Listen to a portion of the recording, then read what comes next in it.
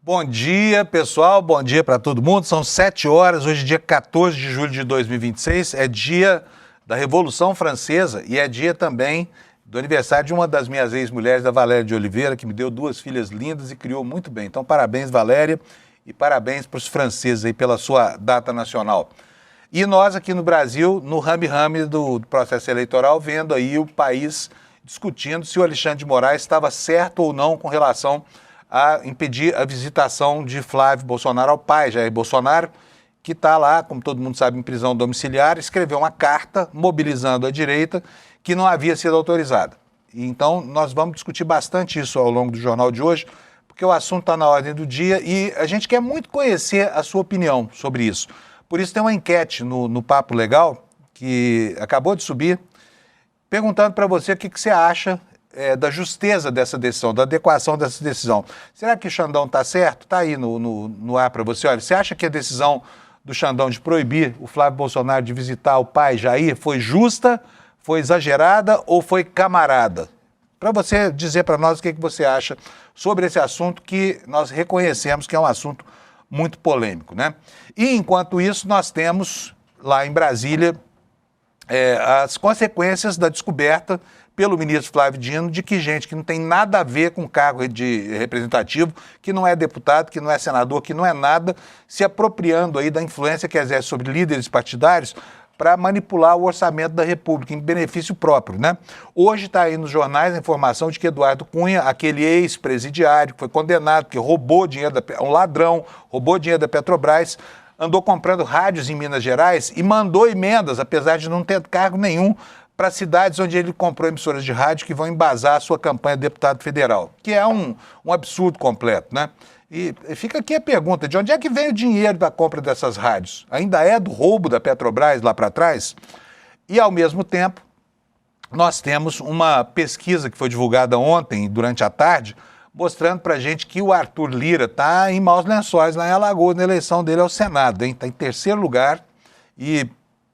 olha, pode ser que não volte, hein? Será que os alagoanos vão dar esse presente ao Brasil, nos livrar da influência nefasta de Arthur Lira, um dos piores presidentes da Câmara dos Deputados, perdendo, se é que perde para Severino Cavalcante, se é que perde para esse Hugo Mota, que está aí também encalacrado com a candidatura do pai ao Senado, né? Enfim, o dia hoje promete, é um dia grande. Mas eu queria começar o Desperta de hoje falando com vocês sobre a saída do Leandro Demore daqui do ICL. Tem muita gente querendo saber o que aconteceu e eu não falei ontem nada, porque isso aconteceu durante o fim de semana.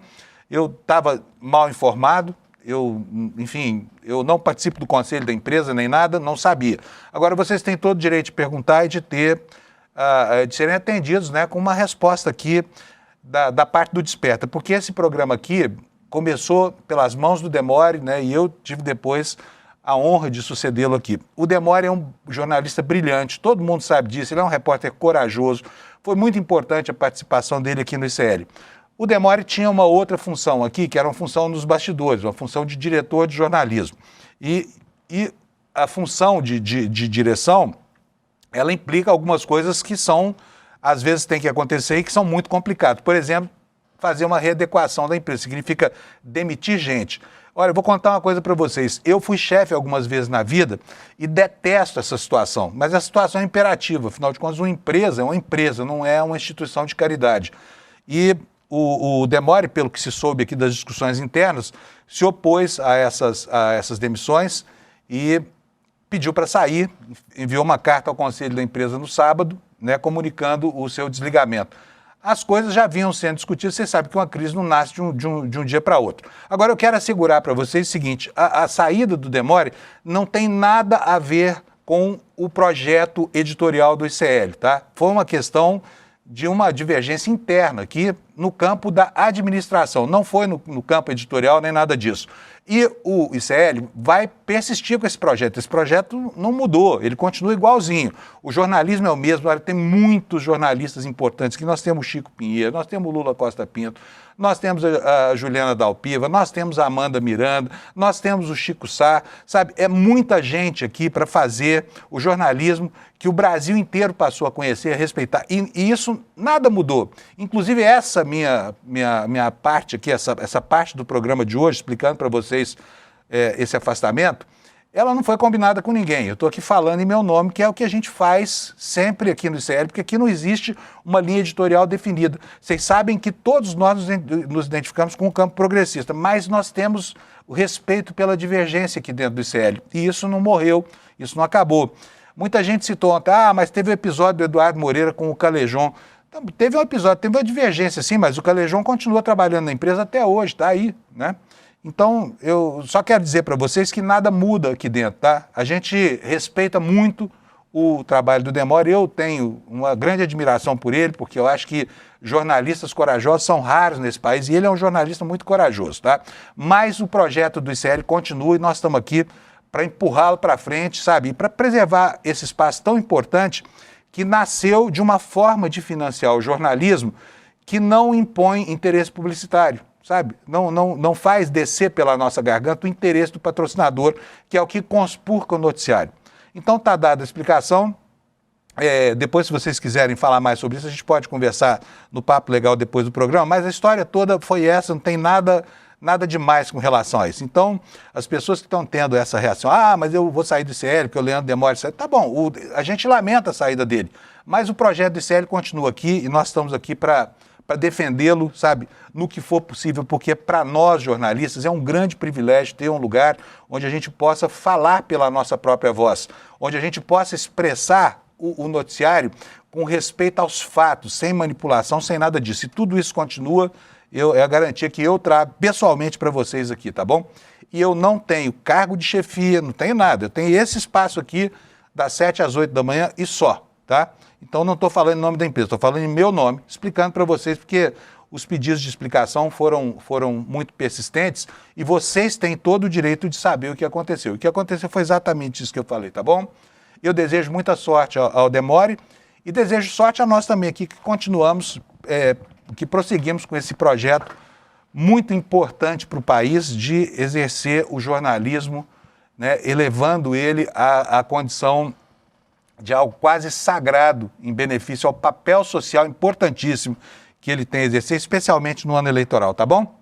Então, bola para frente, vamos tocar o programa? Deixa eu chamar o meu companheiro Alex Amorim, e hoje o Lula Costa Pinto também está com a gente aqui no Papo de Boleiro. Alex, bota a vinheta para nós, por favor, sobe aí, porque nós vamos falar de futebol agora, vai lá.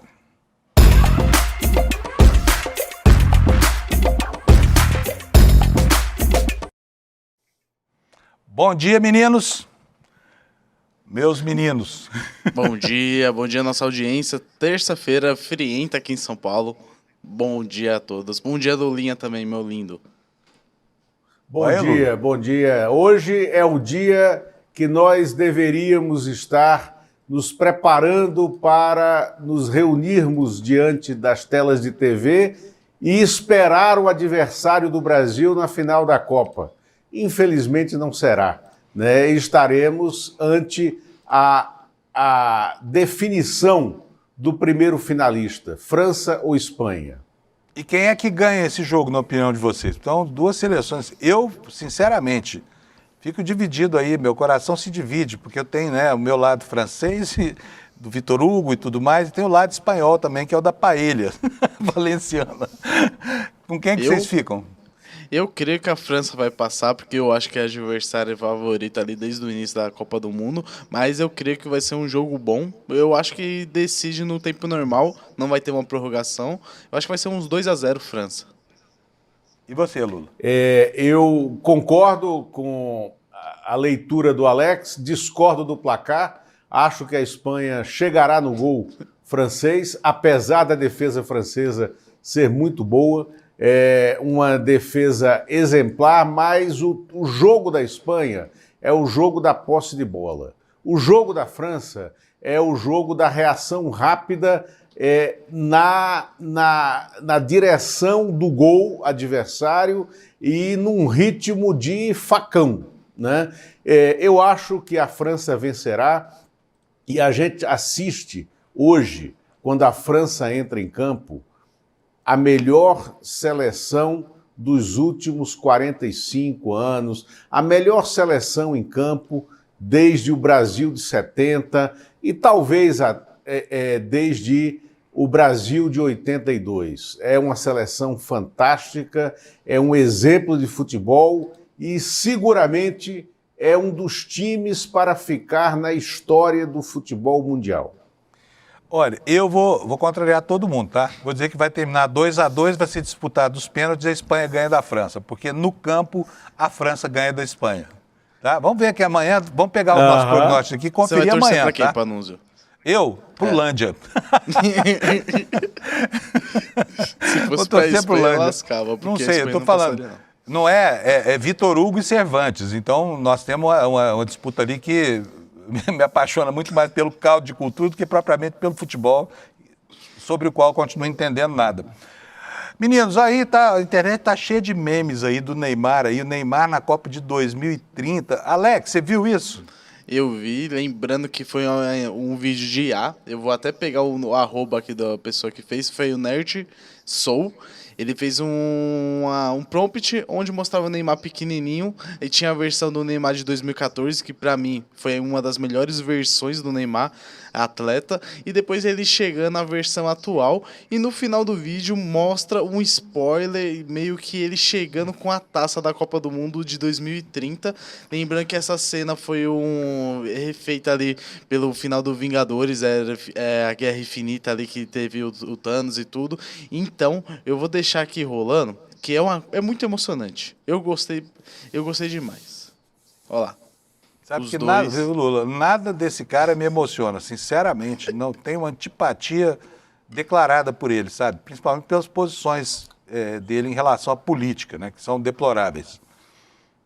Olha, Somos dois. Também tenho essa antipatia e não é gratuita, tá? E eu concordo, 2014 ele ainda jogava bola, né? Eu acho que a melhor versão dele era no Santos, que foi campeão da Libertadores, junto com o Ganso.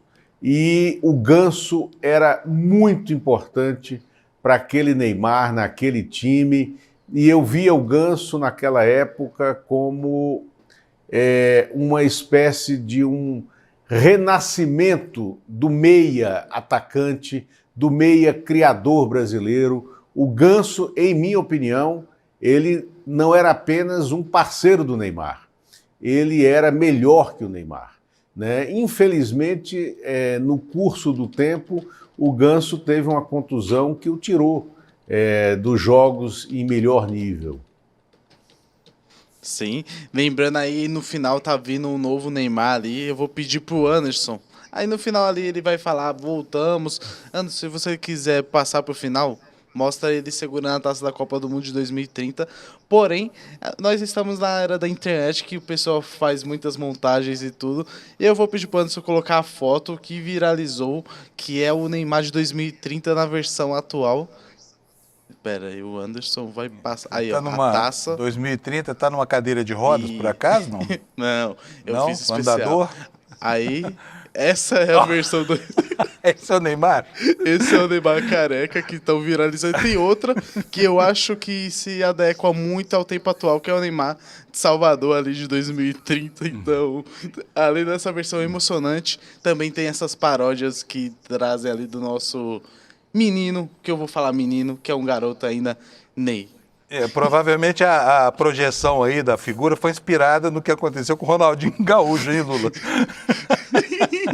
Eu não posso falar muito que eu tô igualzinho. Olha lá. Muito bom. É verdade. Eu acho que ao invés de falar papai Cristiano, que nem você fala pro Cristiano Ronaldo, devia falar papai Neymar. Você tá bem parecido com ele no futuro, viu, Alex? Sim. Não, mas eu vou mudar isso aí. Fala, Lula.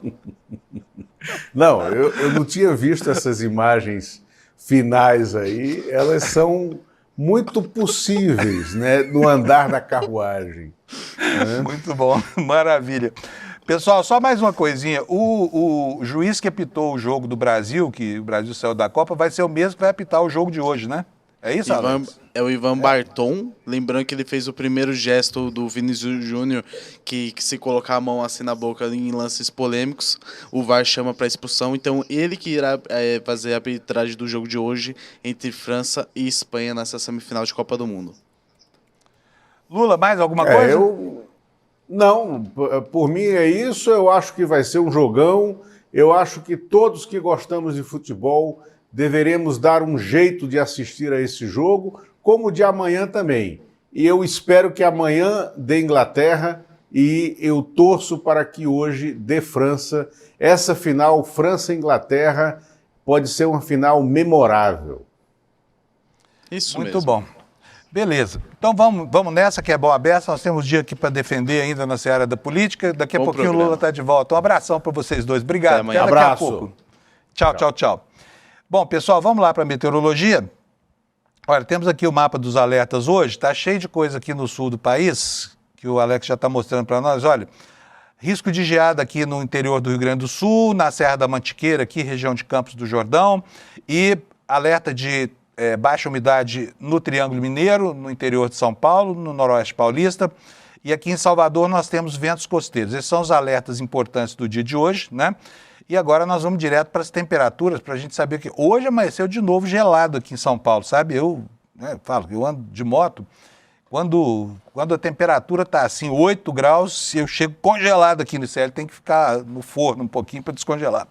Vamos lá, olha, Porto Alegre, no entanto, a temperatura hoje aumentou, são 10 graus, foram 10 graus de madrugada, a máxima vai ser de 17. Em Florianópolis a temperatura vai a 18, Curitiba teve de madrugada 5 graus, frio pra caramba. E a máxima será de 15. Aqui em São Paulo, segundo o INMET, a menor foi 9, mas não foi 8, eu vi nos termômetros da cidade. E a máxima vai a 17. No Rio de Janeiro, a temperatura vai a 24. Em Vitória, com chuva, também a 24. Belo Horizonte, sem nuvem no céu, 24 graus de temperatura máxima. Em Brasília, 27 graus Celsius. Em Goiânia, 31. Campo Grande, 29. Cuiabá, 32. Não chove em lugar nenhum desses, tá, gente? Agora, aqui em Porto Velho também não chove. Vai ser um dia nublado com 33 de máxima. E Rio Branco também, pode ser que chova, pode ser que não chova, a temperatura vai a 29. Em Manaus, a 33. Em Boa Vista, onde chove também, pancadas de chuva, né, com trovoadas, 31 graus de máxima.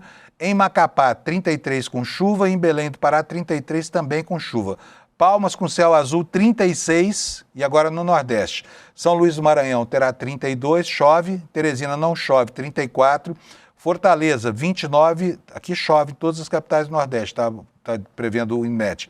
Em João Pessoa, a temperatura vai a 29, em Recife a 29, em Maceió a 30 graus, em Aracaju a 29 e em Salvador tem possibilidade de chuva lá com 28 graus de máxima.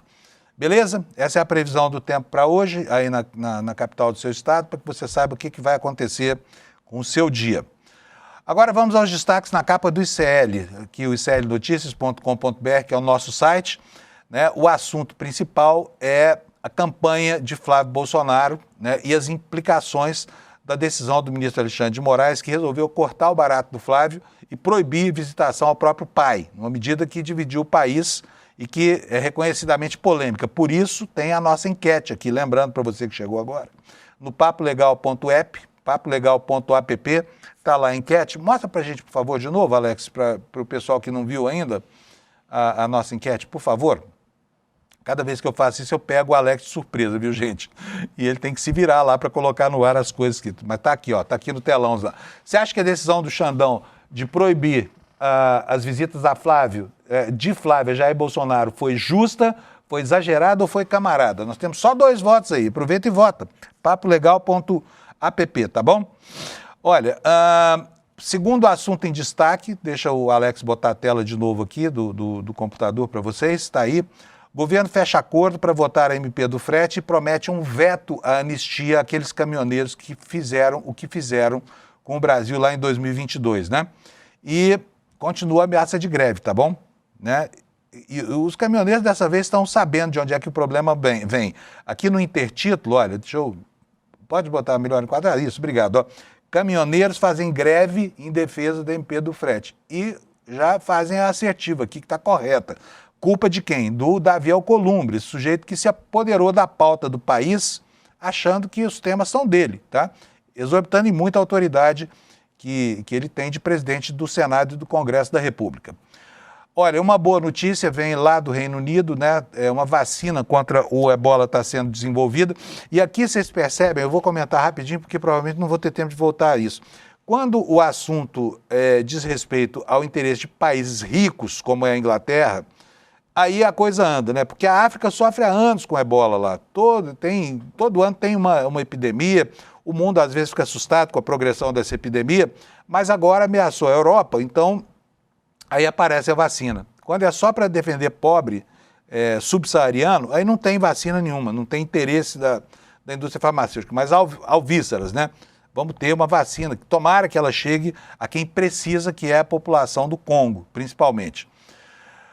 Olha, o Banco Digimais, cada dia que passa, digi menos, né? Porque agora nem a camaradagem do Tarcísio e da Prefeitura de São Paulo consegue mais suprir as necessidades desse banco por favores oficiais. E o governo de São Paulo suspendeu novas operações de crédito consignado do Digimais, tá? O que mais nós temos aqui de destaque? Vou aqui para a coluna secundária dos nossos destaques dos colunistas. Olha, o Lula daqui a pouco vai contar isso para nós. Por que a candidatura do Patrus lá em Minas pode definir no primeiro turno a eleição em favor do Lula, tá bom? E o Jamil Chad, privilegiadíssimo, nosso grande colunista, foi ao marco zero das mudanças climáticas para mostrar para nós o que está acontecendo lá perto do Polo Norte, da calota polar, tá? Esses são os destaques do ICL. E agora eu vou para a nossa redação chamar o nosso super apurador, o Kleber Lourenço, para nos dar as informações sobre as quais ele trabalhou. Bom dia, Kleber. O pessoal está perguntando aqui, esse Kleber não dorme, não? Gente, porque, sinceramente, 4h30 da manhã o Kleber me acorda. A pauta de hoje é a seguinte. Eu queria dormir até as 4:45, Kleber. Dá para deixar dormir, não? Olha, eu tento, mas na verdade quem não deixa é o Brasil, Panunzio, não sou eu. Tá bom, então você está desculpado. Tudo bem. O Brasil que é difícil. O Brasil é fogo, eu ia falar outra palavra aqui. Bom, vamos lá. Decisão do Moraes. O que você tem para dizer para nós em relação à proibição de visita do filho ao pai, Kleber? E eu queria saber se você achou justo ou injusto essa história toda, porque o Brasil inteiro está comentando. Então eu quero saber a sua opinião também. Vai lá. Olha, vamos mais um capítulo da novela aí do tio Paulo da política brasileira, né? Tio Paulo o ex-presidente Jair Bolsonaro.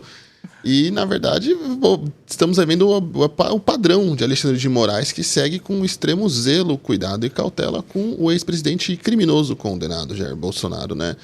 Diante de reiteradas violações das medidas cautelares, flagrantes abusos ali dentro dos limites que foram estabelecidos pela justiça. A gente teve a história da arma, essa história de ele usar os filhos para mandar recado não é a primeira vez, ele já fez isso outras vezes, ele já, inclusive, tomou chamadas de atenção da justiça outras vezes, inclusive na decisão de ontem, onde o ministro Alexandre de Moraes proíbe na verdade não proíbe, né? Ele suspende a visita do filho Flávio Bolsonaro ao ex-presidente por 90 dias.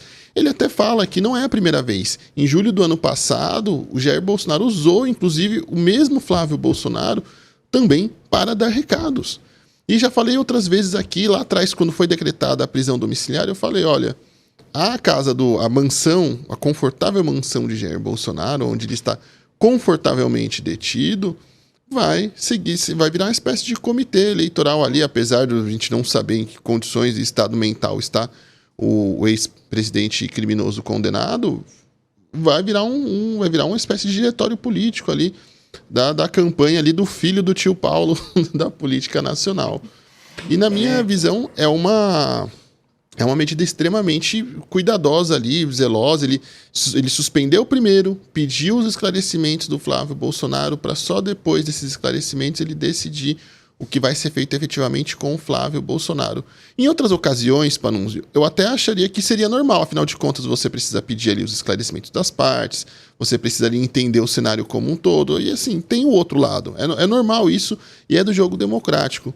Mas nós estamos vindo de reiterados episódios onde a gente vê que a prisão domiciliar do ex-presidente Jair Bolsonaro é uma verdadeira bagunça. A gente não tem nem um mês completo a história da arma.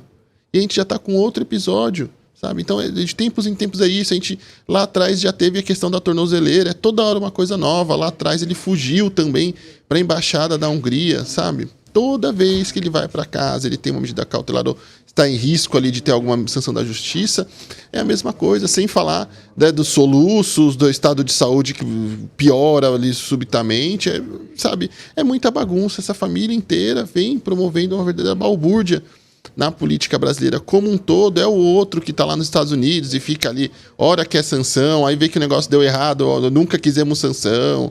É o outro que não consegue explicar o dinheiro do Daniel Vorcaro no filme Dark Horse, não consegue explicar porque o dinheiro ficou ali passeando entre fundos, sabe, para depois voltar para o Brasil, sabe, já passou quase 60 dias. E não temos uma explicação clara do Flávio Bolsonaro sobre o dinheiro do caso Dark Horse também, que fica ali, ora, querendo criticar a imprensa, e que, basicamente, quando ele reclama da imprensa do caso, ele culpa o carteiro pelo valor do boleto também, não faz o menor sentido esse tipo de coisa. E a gente fica tendo esses episódios, essas, sabe, fofoquinhas ali e miudezas da política, e que, infelizmente, mobilizam o noticiário nacional, porque, queira ou não queira, apesar de todos os problemas, é inegável a relevância da família Bolsonaro, desse clã político que vive do orçamento público há décadas no debate político, Panunzio. Pois é, olha, agora eu vou falar uma coisa, eu vou discordar de você, tá? Aqui a gente pode discordar, tá, gente? Vou discordar dele. Eu acho que o Alexandre de Moraes errou dessa vez, francamente. Tá dando palanque para ele, ao invés de cortar o palanque, tá dando palanque, porque agora tem a repercussão internacional, essa coisa toda. E o mesmo juiz que achou que ter uma arma em posse do presidiário não tinha muita importância, a ponto de não mandá-lo de volta para Papuda, e toma uma medida dessa. Eu acho que o Xandão tá... Na verdade, Panunzio, eu tenho o mesmo entendimento. O que eu acho é que, em outras situações normais, fora ali de tudo que a gente tem da família Bolsonaro, o procedimento seria dado como normal, sim, de você ouvir as partes e tudo mais. Só que nesse caso do ex-presidente Jair Bolsonaro, a gente já vem de seguidas e reiteradas violações e abusos dentro da prisão domiciliar. É verdade. Então, nesse caso específico, não cabe, sabe? Aí ele está sendo, de fato, muito brando com o Jair Bolsonaro. Tá demais, tá demais. Agora, podia ter feito melhor, podia ter mandado ele de volta para Papuda, com o negócio da arma, né? Não fez, aí proíbe a visita do filho, tá dando palanque. Quer ver só? Vamos mostrar uns vídeos aqui que nós temos. O Eduardo Bolsonaro, viu, Alex e Anderson, começar pelo Eduardo. Ontem parou num posto de gasolina lá nos Estados Unidos para gravar um vídeo em inglês, começando uma campanha mundial, quer dizer, combustível para alimentar essa fogueira política que age no Brasil. Vamos ver o vídeo do Eduardo Bolsonaro, está legendado aí, se você não conseguir ler, eu daqui a pouco digo para você o que ele falou. Mostra o vídeo, por favor, Alex. Brazil Supreme Court Justice Alexandre de Moraes once again is abusing of his pen, and now he forbids the son of Jair Bolsonaro, Senator Flávio Bolsonaro, my brother, who is running for president, to meet with my father in house arrest, nowadays unfairly convicted for 27 years in jail, allegedly coup d'etat. And that because Flávio released a letter of Jair Bolsonaro talking that Flávio is the only one who can speak in behalf of Jair Bolsonaro. Because he said that he trusts in Flávio Bolsonaro and asks everybody to support his own son for running for president. This is the last hope, the last breath of the Brazilian, if we can still say that, democracy. I have to tell you that at least previously, in 2 different opportunities, Bolsonaro released the letters talking about the politics. Why previously these other 2 letters didn't have the consequence of censorship Jair Bolsonaro and not even allow his son to meet with his father in house arrest? Agora vamos ver. Você quer comentar alguma coisa sobre essa fala ou não? Essa fala do Eduardo Bolsonaro, sempre que ele fala em inglês, me dá assim... Uma gastura, né? Uma gastura, me dá um desespero. Eu estava aqui quase tirando o meu ponto e em fuga da redação. Eu ia dublar, mas eu achei ridículo. Falei, não, vamos mostrar, porque aí a gente mostra o inglês dele também. Vamos ver o Flávio Bolsonaro agora, o que foi que o Flávio falou. O Flávio está comparando o pai dele ao Lula. Né? Às vezes, não tem nada a ver uma coisa com a outra. É a mesma coisa você comparar, sei lá, petróleo com diamante. Vai lá, bota para nós, Alex, por favor. O Lula, quando estava cumprindo pena de forma justa, correta, ele escreveu 22 cartas. 22 cartas. O Lula podia fazer tudo. Eu vou ler aqui só a manchete de um jornal, gente. O jornal É o País, de 20 de agosto de 2018. Abre aspas. Com cela aberta e reuniões diárias, A campanha de Lula é desenhada na prisão. É o subtítulo. O ex-presidente improvisa um gabinete para receber visitas rotineiras de advogados e líderes religiosos. Gera fatos políticos e não deixa o PT sair do noticiário. O Lula podia fazer tudo. Deu entrevista, recebia visita, todos os dias sem problema nenhum. E qual o critério agora com o presidente Bolsonaro? Ó, eu só quero dizer o seguinte, o Lula não foi preso justamente, o Lula ficou 582 dias na cadeia por causa da Operação Lava Jato. Foi uma perseguição atroz. Então não há nada de justiça, nem de justeza, nem nada disso na prisão do Lula. Segundo, o Lula ficou preso numa sala da Polícia Federal em Curitiba. Vocês se lembram disso? O Bolsonaro está em casa, sabe? Eu acho que o Xandão cochilou, devia ter mandado ele de volta para Papuda, sei lá, manda de volta para a Polícia Federal, porque a situação dele é de muito mais privilégio do que a de Lula. Agora, em relação às cartas, é verdade, o Lula realmente escreveu cartas, fez a coordenação política da campanha do Haddad, essa coisa toda. Nesse sentido, eu acho que a medida do Xandão foi um exagero porque deu esse palanque aí para a extrema-direita brasileira. Acho que o prejuízo é de pequena monta, mas não deixa de ser um prejuízo, viu, Kleber? É o que eu penso a respeito, sabe? Não, e apesar de serem decisões diferentes ali, serem situações diferentes, e aí já também emendando com o nosso próximo assunto, a gente tem a questão eleitoral, ficou flagrante ali, inclusive o próprio Alexandre de Moraes ilustra a decisão e pediu para a Procuradoria-Geral Eleitoral avaliar se o caso não é uma campanha eleitoral antecipada, porque ali fica configurado o pedido de votos. E há uma diferença muito clara nesses dois casos e pode-se questionar e criticar isso, e é justo e válido, mas não havia uma decisão da Justiça impedindo a comunicação de uso de terceiros através do Lula de terceiros para comunicação. Já no caso do Bolsonaro, havia essa medida. E aí você pode questionar, e aí a família Bolsonaro está no seu mérito de falar que acha que a decisão é errada, é injusta, que é excessiva, mas a decisão judicial se cumpre. Senão a gente daqui a pouco, então já que a família Bolsonaro vai descumprir a medida judicial porque acha injusta, outros também vão poder fazer a mesma coisa, outros criminosos, já falei aqui ontem, nós vamos ter líderes de facção também ali fazendo esse tipo de coisa. Por exemplo, membros do PCC e do Comando Vermelho, eles têm as suas comunicações com advogados, todas monitoradas também. Então, se eles acharem que isso é injusto, eles também vão começar a dar um jeito de se comunicar sem o monitoramento, vão burlar isso de alguma forma.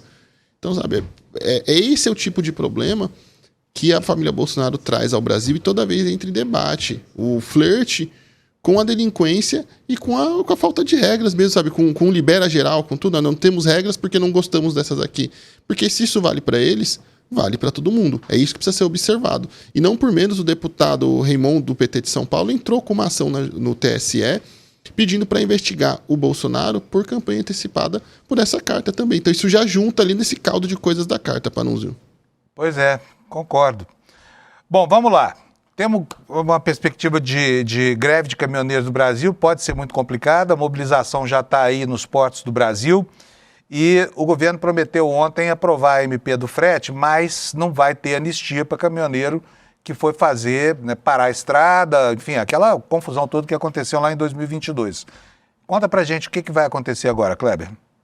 Isso. O líder do governo no Congresso Nacional, o senador Randolfo Rodrigues, Panunzio, ele conversou ontem com jornalistas no Senado e foi muito claro em falar que conseguiu costurar um acordo com a oposição e com os senadores para que o texto da MP do piso do frete, que é uma demanda justa e importante, vale lembrar que hoje não há um piso mínimo para o frete, e isso acaba criando desgastes e também defasagens na questão de entregas ali dos caminhoneiros em todo o Brasil. Então cria dificuldades, isso seria o estabelecimento de um valor mínimo importante para a categoria e para toda a sociedade também. E esse texto tinha um embate muito grande, porque, por exemplo, dentro da discussão desse tema, a oposição queria incluir, por exemplo, que os caminhoneiros tivessem anistia, que participaram de bloqueios, de movimentos golpistas, tivessem anistia. E tudo isso foi com a desconfiguração perversa de um dispositivo dessa matéria, Panunzio, que na verdade fornecia anistia para caminhoneiros que receberam multas durante ali as chuvas no Rio Grande do Sul, os caminhoneiros que atuaram no Rio Grande do Sul. Era uma pauta justa, era uma pauta correta, e a extrema-direita desvirtuou de forma extremamente perversa o assunto para fazer, ou mais uma vez, no assunto que a gente estava falando, promover um verdadeiro libera geral. Porque é isso que a extrema-direita fica pregando leis e regras, mas na prática é outra coisa. Fica toda hora tentando ali promover o libera geral, que não há regras, e seja e salve-se quem puder. Então tentou, e aí o governo conseguiu entrar num acordo para tirar esse dispositivo, conseguir avançar com um texto próprio do governo mais justo e de interesse da categoria, e isso deve acontecer já nos próximos dias, Panunzio. Muito bom. Bom, o último assunto aqui com o Kleber Lourenço hoje também deriva dessa conversa que ele falou do senador Randolfo Rodrigues, mas o Brasil ficou esperando, né, esse semestre inteiro a aprovação do projeto contra a escala 6x1, que não veio, e também o pacote da segurança, que está atrasado lá, e o Alcolumbre não sai de cima. Esse sujeito não sai de cima. O cara não teve 200 mil votos, está travando a pauta de um país inteiro. Kleber Lourenço. E o segundo semestre, será que traz a perspectiva de que esses assuntos andem? Olha, Panunzio, até parafraseando o nosso excelentíssimo Lucas Rocha, que ontem nenhum chamou o Davi Alcolumbre de o sentador da República, ele continua sentado ali nos projetos de interesse da sociedade. Sentador da República é bom, o Lucas caprichou. Assim, um título adequadíssimo para o Alcolumbre, né? E ele continua ali tanto travando a PEC do fim da escala 6x1 e também a PEC da segurança pública, que são pontos que a gente vem batendo e discutindo muito aqui no Desperta. E a expectativa do governo é de que esse texto avance só em agosto. E isso, na verdade, é uma expectativa positiva do governo ali, um desejo de que isso avance em agosto. Mesmo com essas pautas avançando em agosto, não quer dizer que elas já estarão ali efetivas e produzindo efeitos já durante as eleições ou antes das eleições. Pelo contrário, ficaria ali os efeitos das medidas para depois das eleições. Só que isso é muito difícil. O Davi Alcolumbre, mais uma vez, ele não está travando o fim da escala 6x1 só porque ele quer criar dificuldades para o governo, porque ele está brigado com Lula, porque ele está com uma espécie de birra. Isso ele faz com a PEC da segurança pública. No caso da escala 6x1, ele tem um entendimento genuíno e ele compartilha do entendimento do empresariado brasileiro de que essa pauta não é benéfica para o empresariado e ele tomou as dores do empresariado brasileiro para ele. Então, nesse caso, ele atua no travamento dessa pauta com convicção própria e, por isso, no entendimento dele, o ideal é que esse texto seja votado depois das eleições, porque aí eles teriam mais margem para conseguir desfigurar o projeto, desidratar ou até mesmo barrar o texto. Porque não teria aquela pressão dos senadores que estão disputando reeleição para votar nas pautas de interesse popular. Então, na verdade, ele quer empurrar isso ao máximo. Então, eu acho difícil, apesar da avaliação do líder do governo, Randolfo Rodrigues, acho extremamente difícil que, no caso do fim da escala 6x1, isso avance durante agosto, ali, eleições adentro. Talvez a PEC da segurança pública possa, sim, avançar mais o fim da escala 6x1, por conta da convicção de Davi Alcolumbre, as chances são extremamente escassas, Panunzio. Muito bom, Kleber, valeu, muito obrigado pelas informações aqui. Amanhã a gente se encontra aqui às 7 da manhã. Mas, por favor, para de me mandar mensagem às 4h30, tá bom? Você tem que pedir isso para o Brasil, Panunzio. 15 para 5, tudo bem. 4h30 é muito cedo. Só antes de sair, só chamar a nossa audiência para leitura de 2 matérias no site. O caso de Digimais, que a gente acompanhou aqui, o governo suspendeu novas operações de consignado. O governo de São Paulo suspendeu novas operações de crédito consignado do Digimais a servidores estaduais. A gente vem acompanhando essa história. O banco do Edir Macedo ali tentou, inclusive, mandar uma notificação extrajudicial para mim e para o ICL, tentando tirar a matéria do ar, tentando amenizar a história, mas depois a Polícia Federal provou que a minha apuração estava mais ali do que exata. E uma outra matéria muito interessante é Flávio Bolsonaro tenta barrar o Conselho Nacional de Proteção a Policiais. Bem, o bolsonarismo é craque em emplacar matérias inconstitucionais, tanto na CCJ quanto em outras comissões do Congresso Nacional, mas nesse caso, Flávio Bolsonaro viu o texto como inconstitucional da forma que está e decidiu ali fazer um relatório contra a tramitação do projeto. Então, matéria interessante para acompanhar também. Eu vou mandar essas matérias lá no Papo Legal, acho que o Alex já tem a tarja com a minha arroba certinho ali, sempre @o colunista, tanto no Papo Legal quanto nas outras redes sociais também, onde eu vou colocar as matérias no ar, viu? Muito bom, Kleber. Um abração para você, então, obrigado, tá? Até amanhã. Valeu, tchau, tchau. Tchau, tchau, tchau. Bom, olha, pessoal, sobre o Davi Alcolumbre, o que eu tenho a dizer para ele é o seguinte, a assessoria de imprensa dele, assessoria do Alcolumbre, estão assistindo a gente aqui, beleza. Quero dizer para vocês que os déspotas que tornaram esse Congresso o Congresso inimigo do povo estão caindo em desgraça com a opinião pública, tá? Ontem saiu uma pesquisa do Instituto Vox Brasil sobre a situação dos candidatos a senador lá em Alagoas. Vou mostrar para vocês, o Alex vai botar o meu vídeo no ar aí. O Arthur Lira, gente, não volta para Brasília se o quadro for esse aqui, tá? Até a eleição.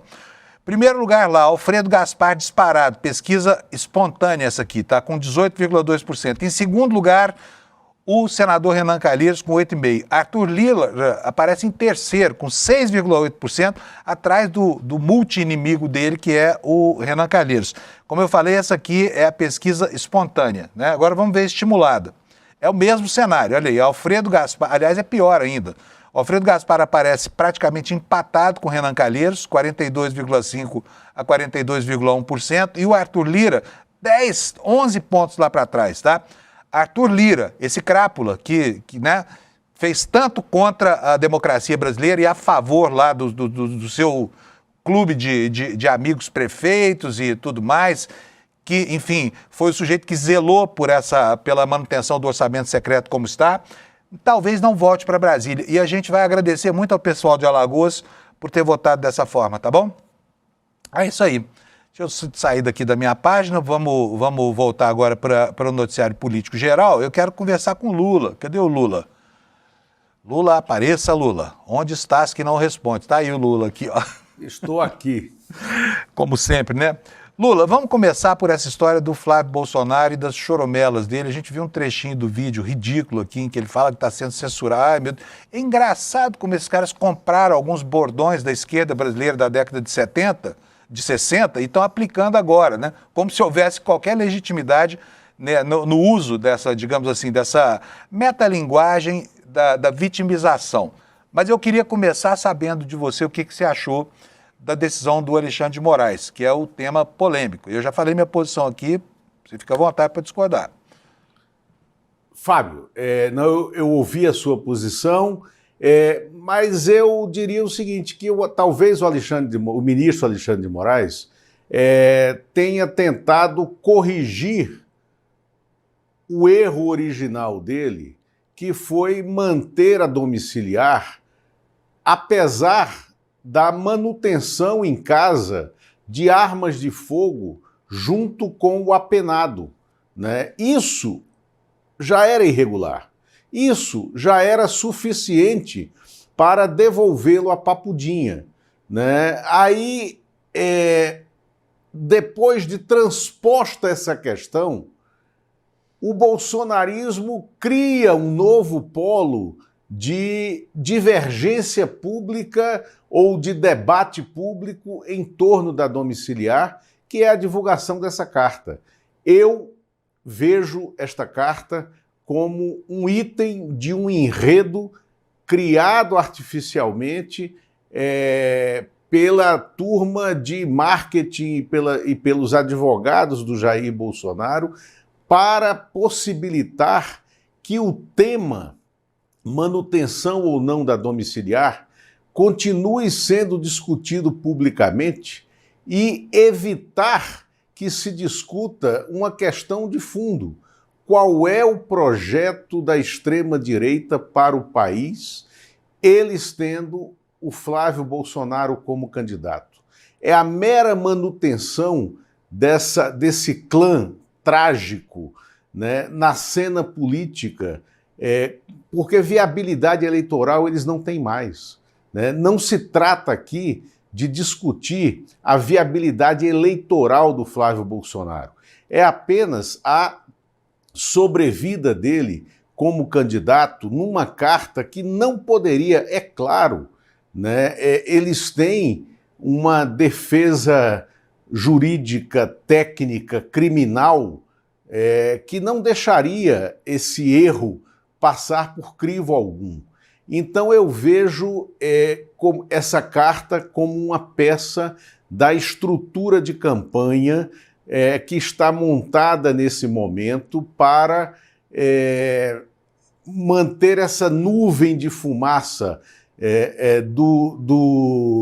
da falsa discussão sobre uma punição injusta e uma punição superfaturada aos crimes que o Bolsonaro evidentemente cometeu, né, e o retorno dele à papudinha, que aí é disso que se trata e, na verdade, em razão do estado de saúde absolutamente normal do apenado, ele deveria voltar a cumprir pena no regime fechado, para o qual foi indicado, né, o início desse cumprimento de pena, né? E se você reparar nesse vídeo que o Flávio Bolsonaro divulgou ontem, ele tem uma nova estética dentro do bolsonarismo, com aquela bandeira do Brasil tremulando atrás, o Flávio Bolsonaro colocado numa posição de enquadramento como se fosse nas antigas lives do Bolsonaro.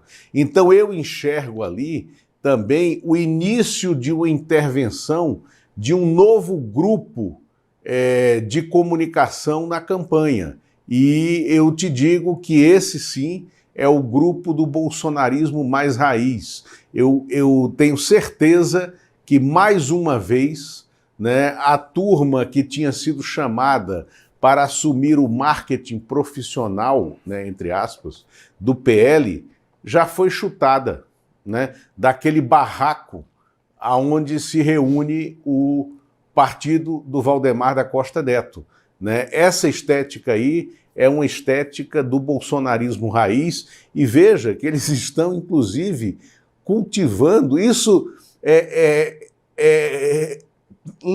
se lê junto com a maneira como Flávio Bolsonaro leu a carta do pai no fim de semana. Ele leu com entonação de Jair Bolsonaro.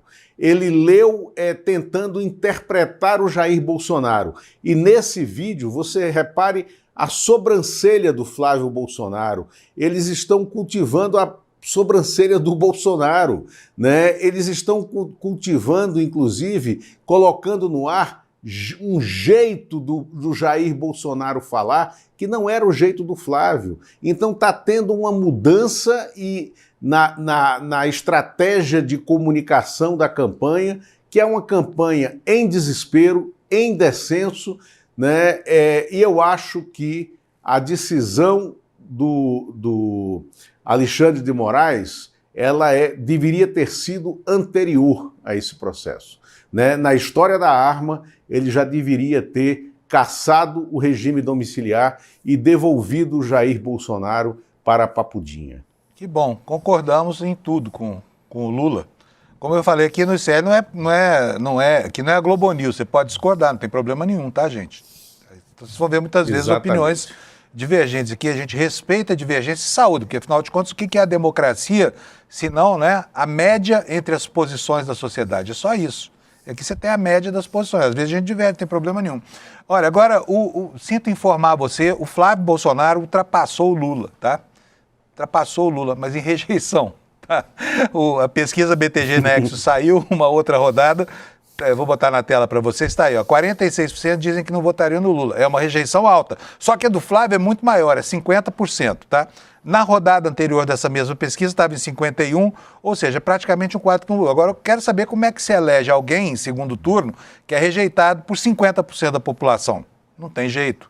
Essa é a informação que essa pesquisa traz, né, Lula?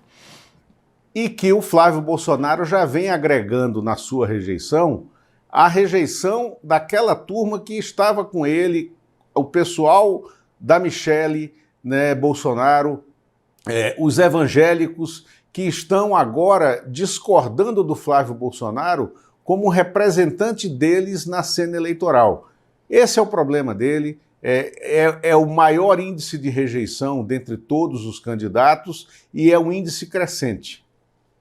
A gente fala sempre aqui, a gente fala da política, não é depreciativamente, a política é uma atividade nobre, ela desde a Grécia Antiga, ela vem se aprimorando, nós chegamos à democracia, que é o ápice, né, digamos assim, do contrato social, só que ela tem imperfeições. Por quê? Porque os seres humanos são imperfeitos, está lá na Bíblia, né, o homem já nasce em pecado, e os políticos parecem que são filhos do pecado, mas alguns políticos são mais pecadores que outros. Olha só que as planilhas de bicheiros lá no Rio de Janeiro indicaram.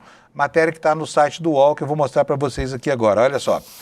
Planilha de bicheiro indica 29 milhões e 300 mil reais para políticos.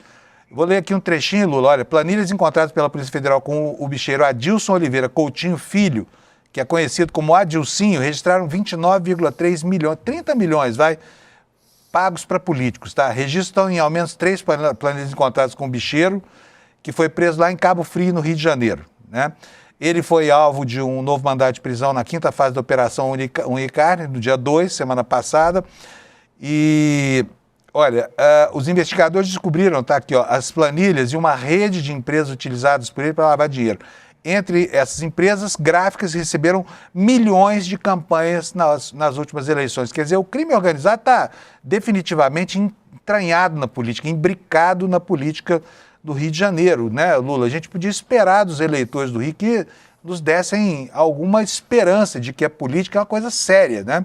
O cara vota nesses casos, aí vem, ele fica cercado pela milícia, a polícia se corrompe e deixa funcionar a boca de droga lá, que está capturando o filho do morador honesto das muitas favelas brasileiras. Enfim, é o que acontece no Rio de Janeiro. Infelizmente, é uma cidade que vive um processo de decadência que deriva da corrupção, né? Agora, as transações diretas com esses criminosos, né, políticos e criminosos, como bicheiros, milicianos e coisa, é de assustar demais a gente, hein, Lula? Não, Fábio, a gente está vendo colocado em números, em planilhas e em documentos que estão sob investigação aquilo que a gente sempre soube que tinha acontecido, né? A política do Rio de Janeiro, sobretudo essa política de direita, de extrema-direita, essa atuação que permitiu a ascensão do clã Bolsonaro em paralelo com a ação das milícias corruptas, canalhas, que levaram à eleição do Wilson Witzel em 2018 e depois a manutenção e reeleição do Cláudio Castro no cargo, a criação dessa estrutura corrompida, ela está vindo à tona agora. E só vem à tona agora porque o governador atual do Rio de Janeiro é um interventor que está no cargo por uma determinação judicial, esperando a decisão da eleição de outubro, né?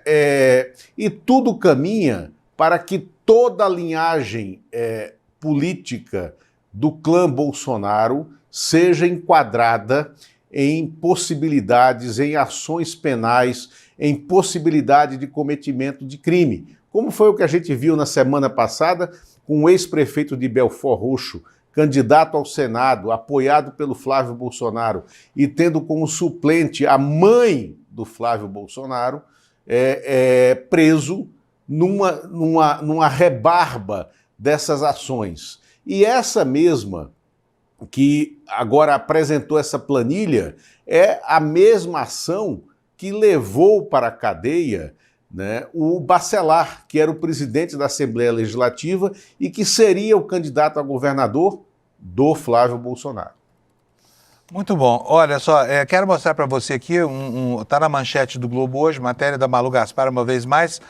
Ela faz aqui, ela traz para nós um relato das consequências disso, né, na guerra interna da família Bolsonaro. Agora, é engraçado, é interessante, o que ela relata aqui? Ela relata que, com essa decisão, a Michele, né, que é o corpo estranho da família, fica numa posição privilegiada, porque é ela que tem acesso ao Bolsonaro. Tem minhas dúvidas se tem ainda, hein, acesso ao Bolsonaro, viu, Lula? Porque ela não foi sequer mencionada naquela carta, né? Me parece que a relação dos dois está há muito tempo, fica aqui na dúvida até sobre como é que está o estado de saúde do Bolsonaro, porque, afinal de contas, ele não consegue botar ordem na própria família. Como é que quer coordenar uma campanha política, né, que passa pela mesa do café, do almoço e do jantar da casa dele? Você concorda com essa avaliação? Fábio, eu diria o seguinte, que o estado de saúde do Bolsonaro é o estado de pânico, né? Ele está em pânico por ter de voltar a Papudinha, ele está em pânico porque ele está vendo o casamento dele em dissolução, ele está em pânico porque está percebendo que a Michele não está mais enquadrada dentro daquilo tudo que ele imaginava que estivesse, ele está em pânico porque o Flávio Bolsonaro se mostra inviável eleitoralmente, enfim, ele está em pânico porque está caindo a ficha que o Jair Bolsonaro, graças a Deus, vem se tornando uma página virada na história política do país, né? É isso. Ô Lula, você escreveu uma análise aqui para o site do ICL, eu estou com ele aqui na tela, se o Alex quiser mostrar, tá aí, olha, Patrus, candidato em Minas, pode resolver a eleição para o Lula no primeiro turno. Nós estamos falando de um estado complicado e que resolve a eleição, porque o que acontece em Minas acaba acontecendo no Brasil, essa é a tradição da política, né? Por que você acha que o Patrus pode levar a eleição para ser definida no primeiro turno, a eleição nacional, Lula? Fábio, eu venho dizendo há algum tempo que o cenário razoável da gente olhar essa eleição presidencial no Brasil é o cenário de uma resolução em primeiro turno, porque o país está rachado da mesma maneira como saiu das urnas no segundo turno de 2022. O presidente Lula precisa de um pequeno salto nas suas intenções de voto já no primeiro turno, dos votos válidos, para levar a eleição no primeiro turno. E esse é o jogo que o PT e que a estrutura de campanha, né, de reeleição tem jogado internamente nos bastidores. Minas Gerais é um estado muito conturbado neste momento, porque não há candidato óbvio lá, nem para ser apoiado pela oposição bolsonarista, nem para ser apoiado, neste momento, pelo governo, né? Houve muitas tentativas de se criar uma candidatura de consenso da esquerda, centro-esquerda, do centro, lá em Minas, e não deu resultado. É o segundo maior colégio do país. O presidente Lula resolveu despertar um velho amigo, que é o ex-prefeito de Belo Horizonte, deputado federal, com vários mandatos eleito, professor de Direito da UFMG, ex-ministro do Desenvolvimento Social do primeiro mandato e do segundo mandato do presidente Lula, que é o Patrus Ananias. Foi prefeito de Belo Horizonte num período de 1993 até 96 e implantou em Belo Horizonte 3 pilares que se tornaram vitrines da esquerda brasileira. Orçamento participativo, os cestões populares, era um programa de feiras populares, onde você reduzia o valor da cesta de alimentos da classe média e dos estratos mais abaixo na pirâmide social. E o terceiro elemento foi o restaurante popular. O Patrus tem condições de contagiar Minas Gerais com uma campanha à moda antiga e entregando à campanha do presidente Lula esse pequeno percentual de votos que precisa para que essa eleição seja tranquila no primeiro turno. Valeu, Lula, muito obrigado. Amanhã nós estamos aqui de novo, 7 da manhã. Vamos ver, amanhã eu vou pegar aqui os nossos palpites sobre o jogo da França e vou colocar para vocês aqui, França e Espanha, né, que vai acontecer hoje, para ver quem é que... Eu acho que eu vou ganhar, hein? Sei não, tô prevendo lá, 2-1. Qual foi o seu placar, Lula? Não, meu placar foi 2-1 Espanha. 2-1 Espanha. 2-1 França. Eu fui 2-2 no tempo regulamentar e Espanha nos pênaltis. E o Alex, cadê o Alex? Okay. Aparece aí, Alex. 2-0. Cadê? Mas você não fala no meu ouvido, não. Fala pra todo mundo, Alex. Eu falei pra todo mundo, 2-0. Ah, você falou pra todo mundo, 2-0. Sinto muito, eu vou ganhar esse bolão, tá? Eu que não entendo nada de futebol, posso fazer os absurdos. Abração, Lula. Até amanhã. Abraço. Tchau. Até lá. Então, pessoal, é isso. Estamos terminando aqui. Vou mostrar para vocês aqui. Primeiro, chamar vocês para conhecer um pouco mais desse personagem, Flávio Bolsonaro, tá? Nós vamos fazer aqui mais um documentário que só o ICL faz, é esse que está aqui no meu telão aqui, olha, Flávio Bolsonaro, a verdadeira história sobre o filho de 01. Essa história do Flávio Bolsonaro precisa ser conhecida pelo Brasil, porque tem gente que vai votar nele, né? E não é pouca gente. Então que vote sabendo em quem está escolhendo, tá? Será no dia 23 de julho, quinta-feira, semana que vem, 8 horas da noite, e você já pode desde já garantir o seu ingresso aqui no despertaicl.com.br, tá? Aproveita para fazer isso agora, no intervalinho aqui entre o Desperta e o N1. Agora vamos ver o resultado da nossa enquete, que eu estou curioso para saber o que a população acha. Olha aqui, ó. Gente, olha só, eu falei que achava que essa medida tinha extrapolado um pouco. As pessoas não concordam comigo. Tá vendo como aqui é possível discordar? Você pode discordar da gente, a gente até mostra tudo aqui, ó. Você acha que a decisão do Xandão de proibir a visita do Flávio ao Jair Bolsonaro foi justa? 43% das pessoas, tá? Mas a que ganhou mesmo foi essa aqui, foi uma decisão camarada, as pessoas queriam mais.